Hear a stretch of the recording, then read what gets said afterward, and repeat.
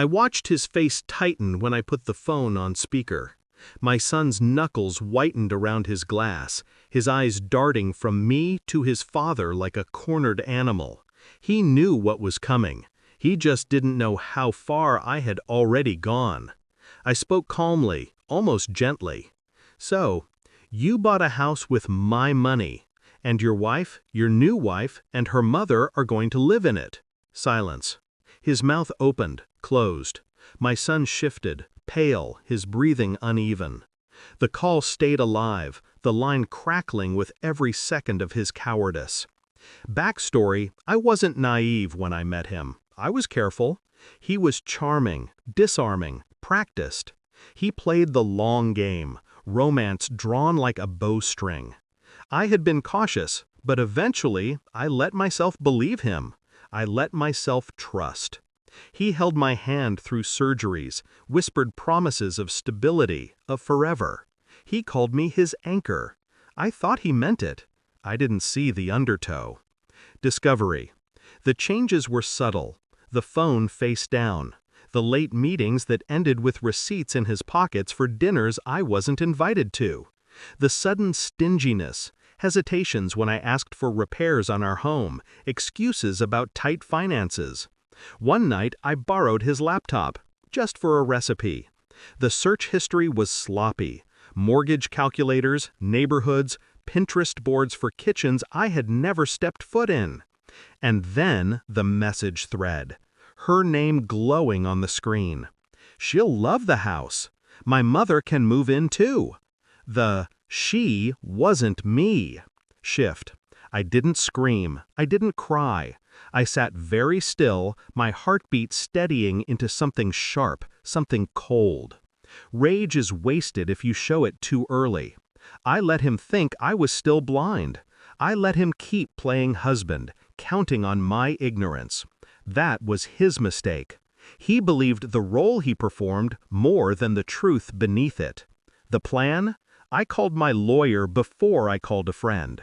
That's the kind of woman I am.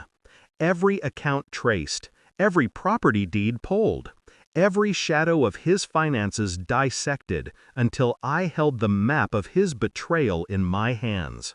The house was purchased under his name. My money had funded the down payment. He thought he was clever, moving it through joint accounts, shifting numbers. But numbers leave trails. So I stopped feeding him. Quietly, I closed doors he didn't notice.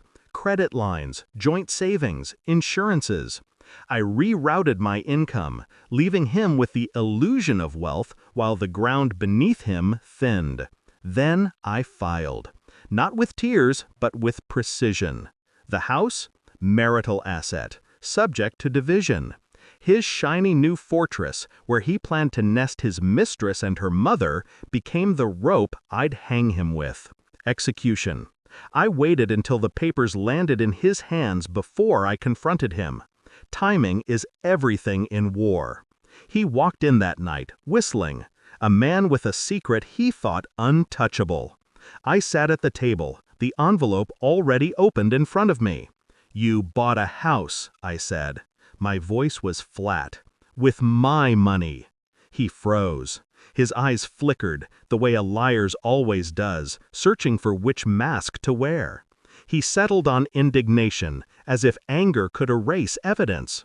I dialed my son's number. He answered. I told him to listen. I wanted him to know exactly who his father was. "You bought a house with my money," I repeated, placing the phone down so my son could hear it all. "And your wife and mother-in-law are going to live in it?" He stammered, sputtered excuses, half-truths. My son's breath on the other end was ragged. He loved his father, but children can smell rot when it's exposed. I leaned in. "That house is mine now, legally. You built your new life on my back, and I've just cut the spine out of it." Climax. The next weeks were surgical. Court filings, asset freezes. His accounts bled dry while I sat across from him in hearings, silent, steady. His mistress's smile wilted under the weight of unpaid bills. The mother-in-law? evicted before she ever moved in. He came to me once, desperate, his arrogance gone, his charm cracked. He asked me to reconsider, to be civil. I reminded him of his words, years ago, when he told me I was his anchor. "You're right," I said, "and now I've let go." Resolution. The house was sold, my money returned, plus more. He walked away with scraps, a shadow of the man he pretended to be. My son no longer looked at him with the same reverence. He saw him clearly now, not as a father, but as a fraud. That was his own doing. I didn't twist the knife. I only handed him the mirror. And me? I sleep soundly. Not because justice was served on paper, but because I never let my rage control me. I controlled it. I sharpened it. He thought betrayal made me weak. He never understood. It made me precise. And precision, not passion, is what destroys men like him.